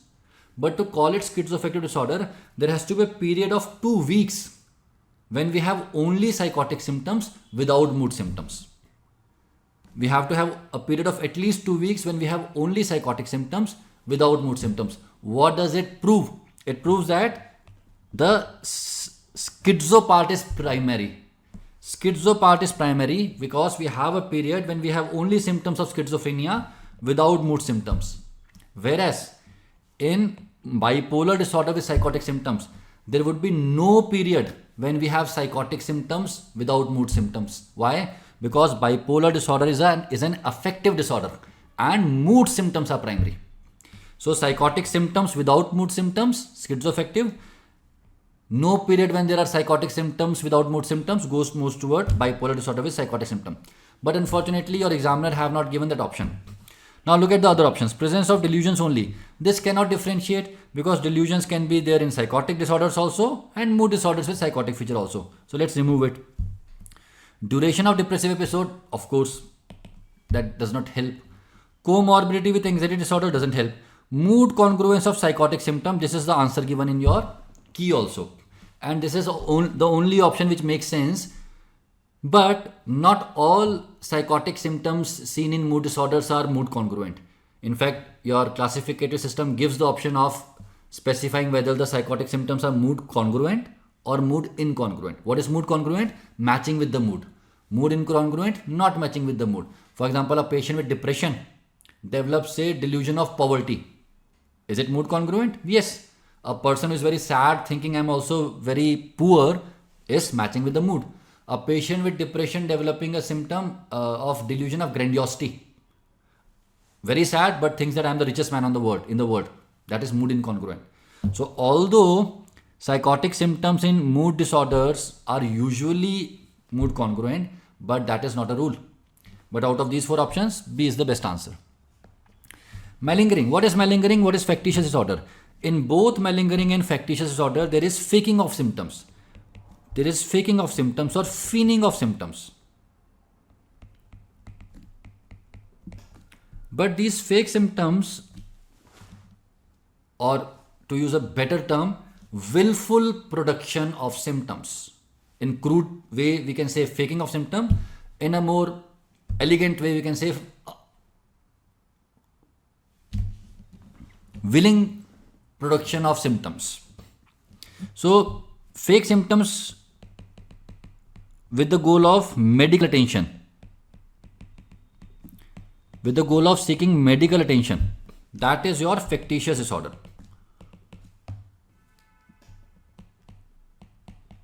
Like a patient, say a nursing staff, reads a surgery book, learns the symptoms, goes to emergency and says, "Doctor, I am having pain in my abdomen, which started near my umbilicus and going towards my right iliac fossa." Now that is a classical description of acute appendicitis. The nursing staff read it, went to a hospital because she knew when she says this, she would be immediately admitted with the suspicion of acute appendicitis. If the reason is only to get medical attention, that is factitious disorder. Now secondly, you fake symptom with an external incentive. What are the external incentives? Say you want to avoid a job. You have been posted on the border area, in the border area, you don't want to go there. Or a court has passed a judgment that you be sent to jail, you don't want to go to jail. Or now you say that I am having very severe abdominal pain, I am going to die. The reason is not to get medical attention, but to avoid jail. That is malingering. So it's all about the reason. If it is to get an external incentive, malingering. If it is about seeking medical attention, it is factitious disorder. So the difference between malingering and factitious disorder lies in the presence or absence of external reward. That is the best answer. Whether the individual believes the symptoms are real, in both cases the individual knows symptoms are not real. Severity and age of onset have got no role here. A progressive neurodegenerative disorder with memory impairment, language difficulties and visual spatial deficit with an insidious onset and gradual progression is, it fits the description of Alzheimer's disease the best. Alzheimer's disease is a cortical dementia. What does it mean? The disease process involves the cortex first. That is why you have symptoms like memory disturbances called as amnesia. Then you have got language difficulties or disturbances, let's call it aphasia. Then you have apraxia. What is apraxia? Inability to do the learned motor movements like buttoning of the shirt. All of us learned at some point of time in our life how to button a shirt. And see, it involves a lot of motor action. The movement of the finger, the flexion at the elbow joint, the extension at the shoulder joint. But we do it very easily because we have learned it. All these movements that you have learned, they start becoming difficult to conduct as the person develops apraxia. And then agnosia. Agnosia is inability to identify the stimulus. For example, even if I close my eye and if I carry this pencil, just by touching the pencil I will say, oh, it looks something cylindrical. And it is got a tip, it looks like a pencil. But if I have agnosia, I would be able to say that, okay, it's cylindrical, there's a tip, but I would not be able to say whether it is a pencil or a pen or a ball. So these are symptoms of Alzheimer's. Alzheimer's has a gradual onset, it develops gradually. So insidious or gradual onset and progresses with time, right? Gradual progression. Lewy body dementia, we have another question we will discuss in detail there. Lewy body dementia has a triad. There is fluctuating level of cognition, there are visual hallucinations, extrapyramidal symptoms. We'll talk about those, we have another question. But when they want to give you history on Lewy body dementia, they will give you that kind of history. Vascular dementia can have different kind of presentation. See, what is vascular dementia? A blood vessel is getting blocked, leading to infarcts. The part of your brain which is getting supplied by that blood vessel, when the blood vessel gets blocked, it infarcts, it dies.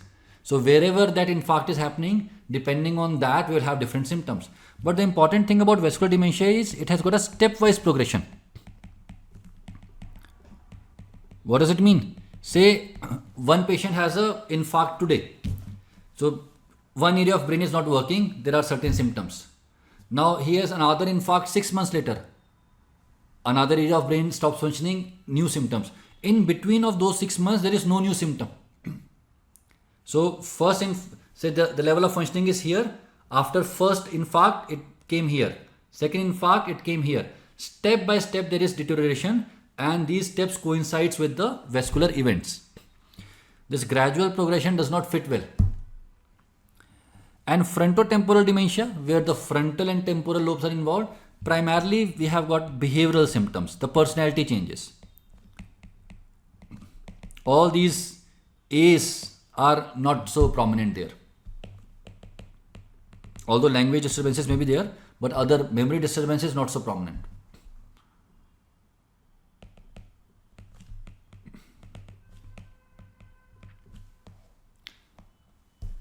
Alright, another question. All the options are incorrect. So we have got delusions, hallucinations, disorganized thinking, disorganized behavior, motor behavior is also, motor symptoms are also there, catatonic symptoms are also there. So this is a classical description of what we see in schizophrenia. So DSM clearly says that if these symptoms are there, delusions, hallucinations, disorganization, less than 1 month, we call it brief psychotic disorder. This is according to DSM-5. 1 to 6 months, it is schizophreniform disorder.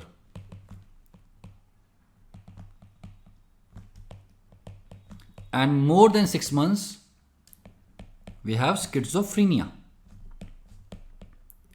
Now the correct answer to this question is schizophreniform disorder, as they are clearly asking more than at least 1 month but less than 6 months, but they have not given that option. And I think in their answer they have given schizoaffective, so it was supposed to be schizophreniform. Somebody made a mistake, right? This is a straightforward question. Identity disturbances, fear of abandonment, it's a feature of borderline personality. Some other features are emotional instability, lot of mood swings, impulsivity, taking decisions without thinking it through, suddenly changing the job, changing the city, changing the partner, unclear self-image. What kind of a person am I? What are my goals? Am I a liberal? Am I a conservative? Am I religious? Am I not religious? Everything is unclear. Fear of abandonment.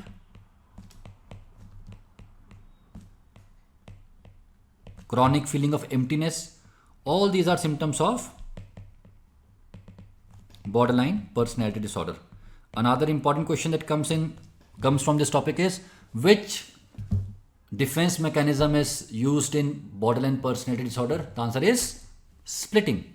The defense mechanism splitting. Seeing things in black and white. Either a person is all good or all bad. Splitting. Schizoid personality disorder is characterized primarily by preference for solitary activities. The person does not want to talk to anyone, does not want to indulge with a lot of people. Preference for solitary activities. Lack of, minimal emotional responsiveness. Does not get attached. Does not care about criticism or praise. All of that comes under schizoid. Histrionic is more about attention-seeking behavior. You speak in a way, you dress in a way, you talk in a way that brings attention. Exaggerated emotions, which appear shallow. You meet your friend in the morning and you hug that friend as if you are meeting after years. And in the evening, while going back home, you're almost on the verge of crying. Too many emotions, unnecessary emotions, which look shallow. And antisocial personality is breaking the law, doing crime, lack of regard for others, inability to feel guilt, substance use, all of that is antisocial personality. So, Mental Health Care Act has decriminalized the suicide attempts. In the past, if somebody attempted suicide, they could be punished for it. Now we say that if somebody is attempting suicide, we assume that the person is under a lot of distress and no action can be taken against that person. This is Mental Health Care Act 2017 provision. ECT can be administered without consent? Of course not. This is funny. Only psychiatrists can provide therapy, psychologists are excluded. I'm not sure who put that option, but this is a funny option. Of course, wrong. And even government managements, government hospitals have to take the license of being a mental health establishment. So A is the answer. Delusion of persecution is the most common delusion. The most common delusion in schizophrenia is also delusion of persecution. Delusion of persecution can also be seen in patients with bipolar disorder, not so common. It can also be a part of OCD, very unlikely, but can be a part of it. Panic may, it would not be there. Now this is an interesting question. Anorexia nervosa is primarily characterized by. So it is primarily characterized by this. Fear of gaining weight and food restriction. Excessive restriction of calories resulting in a weight which is much lesser than the normal. In fact, to diagnose anorexia nervosa, the BMI, what is BMI? Body mass index, should be less than 18.5 kilogram per meter square. It has to be pretty low, right? And then there is fear of gaining weight. There can be body image disturbances. Now, repeated vomiting after binging. They are talking about binge eating and purging episodes. Now, students, please remember that binge eating and purging episodes can be seen in both anorexia nervosa and bulimia nervosa. It's not that binge eating and purging is specific to bulimia nervosa. That is not correct. Around 50% of patients with anorexia nervosa also have binge eating and purging. So never make a clinical diagnosis on the basis of binge eating purging. But weight is much more important. So that is why we are not choosing this criteria, this option. Fear of gaining weight and food restriction is a more primary symptom of anorexia nervosa, but even this can be seen in anorexia nervosa. What is kindling hypothesis? Kindling hypothesis means one episode increases the likelihood of the second episode. One episode increases the likelihood of the next episode. This phenomena is seen with mood disorders. Also seizures. So if somebody had first seizure, the chances of second seizure become high. If somebody had second seizure also, the chances of third seizure become even more high. So with every episode, the chances of the next episode keep on increasing. This is what is called as kindling hypothesis. And that is why if a patient comes to you with bipolar disorder, you want to control those episodes. Because with every episode, the next episode would be tougher to control. So each episode of depression lowers the threshold for future episode. That is what kindling hypothesis is. This is not the definition of kindling hypothesis. This is not correct. This is not true. Now till DSM-4, we had and even ICD-10, we had a diagnosis of catatonic schizophrenia. So patients who had motor symptoms, they were diagnosed with catatonic schizophrenia. The newer classifications say that we will make catatonia separate diagnosis. If somebody has motor symptoms like posturing, like vexiflexibility, we will give a diagnosis of catatonia. And if it is happening with some other psychiatric disorder, then we will add it. Catatonia along with schizophrenia. Catatonia in patient with bipolar disorder. So, but it's an independent disorder now. Also, this is also not wrong. It is also a specifier for disorders. Like you can have depression with catatonic features. But the primary change is that it's an independent disorder now. Even B is not incorrect. What is convergent disorder? In convergent disorder, in very simple terms, we have neurological symptoms which are of psychological or psychogenic origin. Which means, say a patient is presenting with paralysis. The right upper arm is weak. But when you do the MRI, when you do the nerve conduction test, when you do the deep tendon reflexes, all the tests are coming out to be normal. All the investigations are also coming out to be normal. But you still have a neurological symptom. So, patient may present with motor symptom like paralysis. Sensory symptom, a patient may come and say that I can't feel touch in my right hand. Or even patient may present with seizures. Patient is having seizures. While having seizures, if you do EEG, everything comes out to be normal. It tells us that there is nothing wrong with the brain functioning. It's of psychological origin. So, conversion requires delusions. That is incorrect. Conversion involves neurological-like symptoms without organic basis. While hypochondriasis, what is hypochondriasis? Preoccupation with the idea that one has a serious illness or may develop a serious illness. the fear. So, while hypochondriasis involves fear of having a serious illness, this is correct. Conversion involves somatic preoccupation. That is not true. Hypochondriasis is always associated with depression. That is not true. So B is what is the correct option. Yes. Delirium dementia. Now students, please remember, this is important. Let us make a table here. Delirium dementia. Now, the primary symptom of delirium is disturbance of consciousness.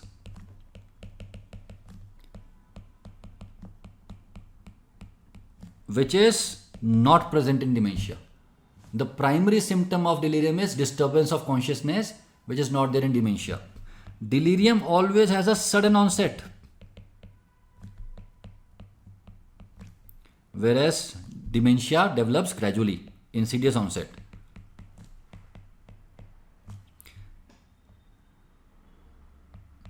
And delirium has a fluctuating course. What does it mean? The patient may appear better in the morning, in the evening symptoms worsen again. Whereas in dementia, the course is usually progressive. It gradually worsens. Now let's look at the option. Delusions in dementia, can they happen? Yes. Can you have delusions in delirium? Yes. Fleeting delusions for short duration can be seen in delirium also. So you cannot differentiate the two. Onset is gradual in delirium and acute in dementia. It's the other way around. Hallucinations can be seen in both delirium and dementia. So we are left with impaired memory in dementia versus fluctuating consciousness in delirium. Let's choose this option. But even this is not correct, because memory is impaired not only in dementia but also in delirium. Memory disturbances are there in delirium as well. So although this is correct, fluctuating symptoms in consciousness in delirium, that is correct, but the first part is not correct. But this is the best possible option that we have here. What is cyclothymia? So in cyclothymia, the patient has hypomanic symptoms also, depressive symptoms also, right? But the symptoms are never enough for you to make a diagnosis of hypomania or depression. So, and it should continue for at least 2 years. So at least 2 years of fluctuating hypomanic and depressive symptoms not meeting criteria for bipolar disorder, right? So if this is the baseline, sometimes your patient goes up, hypomanic symptoms, but never the symptoms are so severe that you can make a diagnosis of hypomania or mania. Similarly, patient goes down, but never enough to make a diagnosis of depression, and it keeps on changing for 2 years. Interesting point. ICD-11 says that this is the definition of cyclothymia. I'm sorry, DSM-5 gives this definition of hypomania, whereas ICD-11 says that hypomania criteria may get fulfilled, but never the depressive criteria, never the criteria for a depressive episode. But majority of the questions will tell you this only. For 2 years, some symptoms, hypomanic and depressive, but never enough to make a diagnosis of hypomania or depression.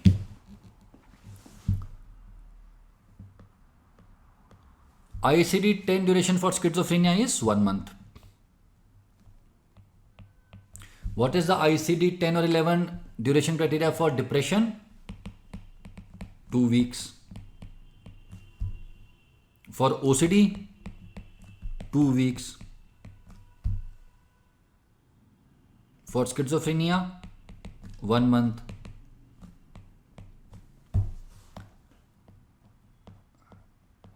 Which disorder is characterized by persistent sadness and loss of interest? It's as easy as it gets. Major depressive disorder. So, pretty simple question. What is the definition of phobia? Excessive and irrational fear of an object or a situation. Persistent, irrational fear of an object or a situation. Now we have gotten the question of Lewy body dementia. Remember the triad. Fluctuating levels of cognition. Fluctuating levels of cognition or consciousness.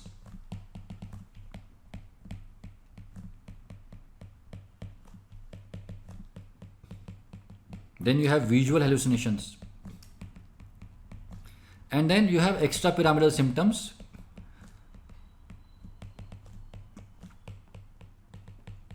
So these are the motor symptoms like maybe tremors, rigidity. And because these patients already have extrapyramidal symptoms, when you give antipsychotics, and one of the side effect of antipsychotic is extrapyramidal symptoms. So these patients are very sensitive to antipsychotic side effects because they already have it. So out of the options you have visual hallucinations. Bloyler's 4A's or Bloyler's primary symptoms of schizophrenia. So we have 4A's. The first is autistic thinking and behavior. Autistic thinking, fantasy thinking. Autistic behavior is withdrawn behavior. The person does not talk to anyone, stays within. Autistic thinking is fantasy thinking. The second is ambivalence. Inability to decide. When patients with schizophrenia enter your room and say they are in the acute episode, the symptoms are significant. Sometimes they would enter the room and then they don't know what to do. They would look left, they would look right. They don't know whether they should sit on the chair or remain standing. They look confused. So that is ambivalence, inability to decide. Inability to decide. Then you have affect disturbances. Disturbances of emotions. Like inappropriate affect. For example, say you go to a birthday party and you start crying that this person is still alive. This is inappropriate affect. Your emotion is not matching with the social situation. You are supposed to be happy in a birthday party, but you're crying. And then you have association disturbances, which is another term for formal thought disorders. You know about formal thought disorders like derailment. So that was the 4th A. So these were the 4 A's given by Bloyler, called as primary symptoms of schizophrenia or fundamental symptoms of schizophrenia, or the 4 A's of Bloyler. So let us look for it. It's not attention, it's not amnesia, affect, ambivalence, autism, association disturbances. Evolution is a negative symptom, not a symptom given by Bloyler. And this is, I always dislike questions where they ask the name of people who described infantile autism. The answer is Scanner, but I mean, we have got so many things to learn. Why do examiners want us to learn the name of the scientists and the individuals? I could never understand that. But anyways, we have to remember because we have to pass the exam. So Leo Kanner was the one who described autism for the first time. Narcolepsy. So narcolepsy is characterized by cataplexy. So let us quickly remember the 4 symptoms of narcolepsy. The first symptom is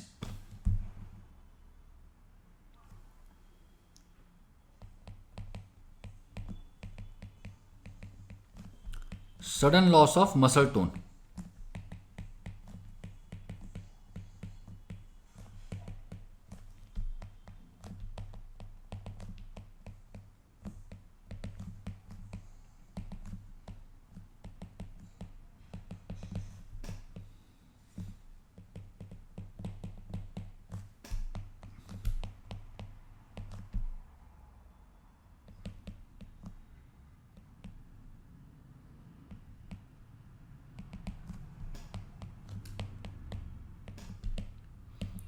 So we have these 4 symptoms of narcolepsy. Cataplexy is sudden loss of muscle tone. In patients with narcolepsy, what happens is sometimes a positive emotion may lead to loss of muscle tone. See, you made a joke, the person is laughing, and while laughing he has a jaw drop. Muscle tone got lost, you suddenly have a jaw drop. This is cataplexy. Then you have hypnagogic and hypnopompic hallucinations. What are hypnagogic hallucinations? Hallucinations that occur while going to sleep. The hallucinations that occur when you are falling asleep, they are hypnagogic. And the hallucinations that occur while getting up from sleep, they are hypnopompic. What is sleep paralysis? Some of you might have experienced it. It may be seen in normal individuals also. Has it ever happened to you that you woke up in the morning and you have woken up but you can't move your body? The body you cannot move.